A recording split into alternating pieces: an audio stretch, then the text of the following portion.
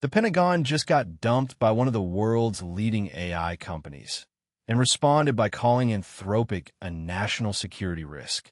Meanwhile, the Department of War is racing toward a July deadline to demonstrate autonomous swarms, AI battle management, and generative AI at scale. This is the story of how Washington's AI ambitions collided with Silicon Valley's conscience. From the team at the Synthetic Daily, it's Wednesday, June 10th, 2026. Good to have you with us. We went through about 6 posts, articles, and threads across LinkedIn, Substack, and YouTube over the past week to dive deeper into the world of AI in government and defense. All right, next up, here's a sentence you probably didn't expect to hear in 2026. The Pentagon formally labeled Anthropic, maker of Claude, one of the most capable AI systems on the planet, a supply chain risk. That's the designation normally reserved for companies like Huawei or Kaspersky. And it happened because CEO Dario Amodei said no. The backstory goes like this. Anthropic had a $200 million defense contract. When the Department of War pushed for what Anthropic considered unchecked deployment of its technology in classified environments, Amodei refused to bend. The Pentagon's response wasn't just to cancel the contract. It was to prohibit other government contractors from working with Anthropic at all. That's a kill shot in the defense ecosystem. Contrast that with OpenAI, which on February 27th reached an agreement for deploying advanced AI systems in classified environments. OpenAI reportedly accepted updated guardrails around surveillance and autonomous weapons, but the deal went through. So now we have a fascinating split in the commercial AI world. One frontier lab that walked away from defense dollars on principle, and another that walked toward them with conditions attached. Admiral Frank Bradley, the head of Special Operations Command, seems to sit somewhere in the middle. At a recent Special Forces conference, he told troops they have to be very careful about how we come to AI's employment and its inspiration into the delivery of lethality. When the guy running SOCOM is urging caution, that's not a small signal. One more thing before we wrap the main stories. Let's talk about what the Pentagon actually wants to do with AI, because the ambition here is staggering. The AI strategy for the Department of War, signed in January by Secretary Hegseth, established 7 pace-setting projects. We're talking autonomous drone swarms, AI-enabled battle management, and department-wide generative AI deployment. The first major demonstrations are due in July 2026. That's next month. But the really wild requirement is what they're asking of AI vendors. A delivery cadence where the latest commercial models are deployed inside the Pentagon within 30 days of public release. 30 days. For context, most government software takes years to get through the authorization process.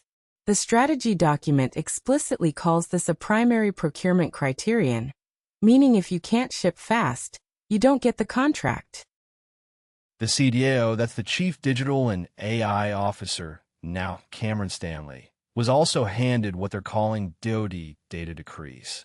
Military departments had 30 days to deliver their federated data catalogs. The CDAO can direct the release of any department data to cleared users with a valid purpose. If someone says no, they have 7 days to justify that denial to the undersecretary. This is a fundamental inversion of how the Pentagon has historically treated data, from locked by default to share by default. Whether the bureaucracy can actually execute that culture shift in wartime remains an open question. So let's start with the big story. In March, the U.S. Army awarded Anduril Industries a single enterprise contract worth up to $20 billion over 10 years. To put that in perspective, that's roughly the GDP of Iceland. And it consolidates more than 120 previous Anduril contracts into one procurement vehicle. This is Palmer Luckey's company, the Oculus VR founder who pivoted to defense tech. Anduril's Lattice AI platform handles targeting and command and control. And the contract covers everything from autonomous vehicles to counter-drone systems. The first task order, worth $87 million, went to counter-drone missions under Joint Interagency Task Force 401. Leidos picked up a complimentary piece, a 5-year, $869 million contract for something called mission awareness capabilities, using AI and advanced networking to help warfighters make faster decisions across multiple domains. These aren't research grants. These are production contracts with delivery timelines. What's striking is how this reshapes the defense industrial base.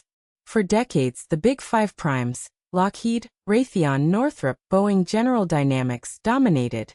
Now you've got a company founded in 2017 landing a contract that rivals what Lockheed gets for entire fighter programs. The message from the Pentagon is clear. If you can ship software that works at the edge, you can compete with legacy giants.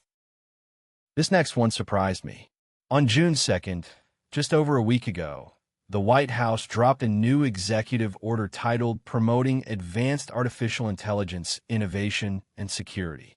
This is the Trump administration's answer to a question that's been lurking for 2 years. How do you keep America ahead in AI without creating a licensing regime that stifles innovation? Yeah, and here's the thing.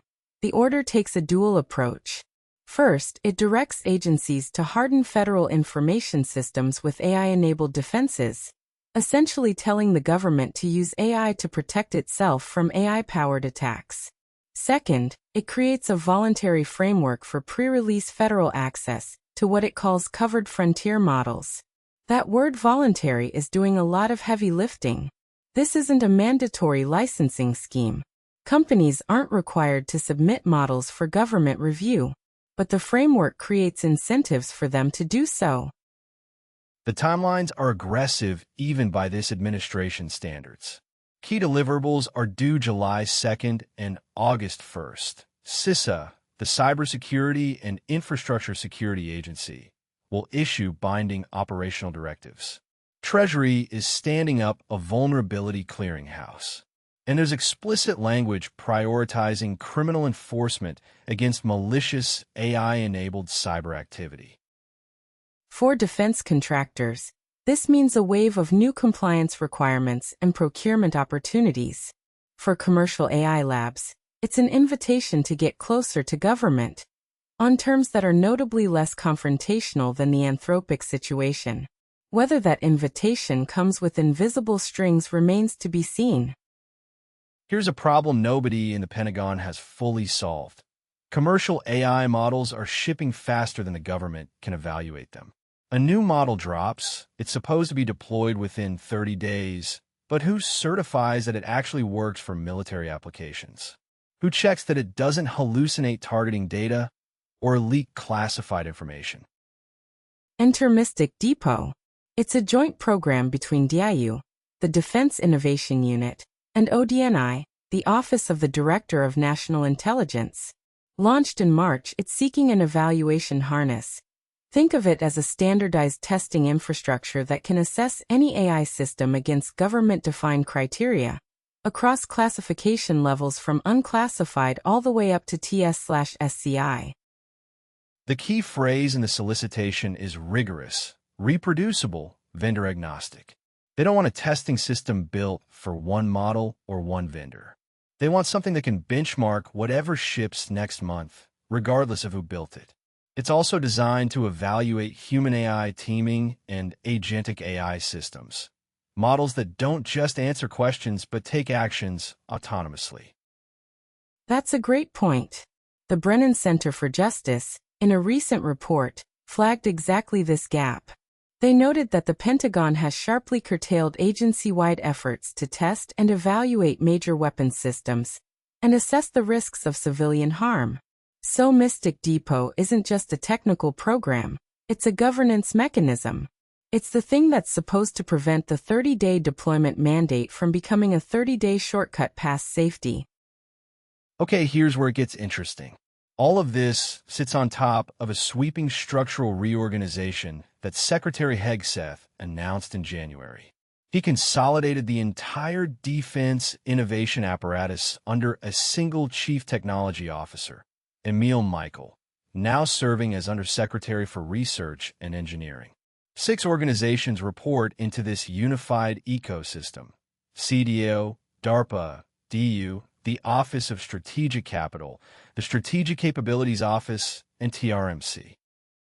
Hegseth's framing was explicit and almost corporate. DARPA delivers game-changing technology innovation and strategic surprise. DIU delivers scalable products, SCO delivers new ways of fighting, and CDAO and OSC provide data, tests, and capital to move at wartime speed. He dissolved 3 overlapping oversight bodies and replaced them with a single CTO action group. Cameron Stanley, the new CDAO, was introduced with a notable detail. Hegseth pointed out that his team includes people who have foregone or left lucrative careers at pioneer companies such as AWS, Databricks, Palantir, and Meta. That's a deliberate signal. These aren't career bureaucrats. They're tech operators who chose government service. That connects to something else we saw. Retired Lieutenant General Jack Shanahan, who stood up the original Joint AI Center back in 2018, offered critical reaction in breaking defense. The concern from veterans of earlier AI efforts is always the same. Reorganizations create energy but not necessarily capability. The question isn't whether the org chart looks clean. It's whether the July demonstrations actually work, whether the 30-day deployment cadence holds, and whether the testing infrastructure exists to catch failures before they reach the battlefield. All right, let's zoom out and talk about the bigger picture. What are the main themes running through everything we covered today? The first big theme is speed versus safety tension. The Pentagon's simultaneous demand for 30-day model deployment and the belated creation of evaluation infrastructure like Mystic Depot reveals an institution betting it can build the airplane while flying it. Next, the fracturing of big tech's defense consensus. The Anthropic ban and OpenAI deal together signal that frontier AI companies will be sorted into allies and adversaries based not on capability, but on willingness to accept government terms of use. Next, software-first industrial base. Anduril's $20 billion contract marks the moment when software-native defense companies stopped being insurgents and became incumbents, fundamentally altering competitive dynamics for legacy primes. And the last one, data as warfighting asset. The DoD data decrees invert decades of Pentagon information culture by making data sharing the default and requiring bureaucratic justification for withholding, a transformation more radical than any weapons program. So if you're going to take away a few things from today's episode, here's what I'd remember. Number 1. The Pentagon is now willing to designate a leading American AI company as a supply chain threat, meaning move fast applies to compliance as much as capability. Number 2.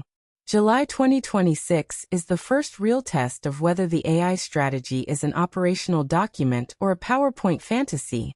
7 pace-setting projects must demonstrate results. Number 3. The real bottleneck in military AI isn't model capability. It's evaluation infrastructure, and the government is only now building the testing systems that should have preceded deployment mandates. And finally, if you're an AI company choosing whether to work with the Pentagon, the Anthropic example shows that saying no isn't just leaving money on the table. It can get you locked out of the entire defense ecosystem. That's the Synthetic Daily for today. All the sources and links are on the website if you want to dig deeper. Thanks for listening.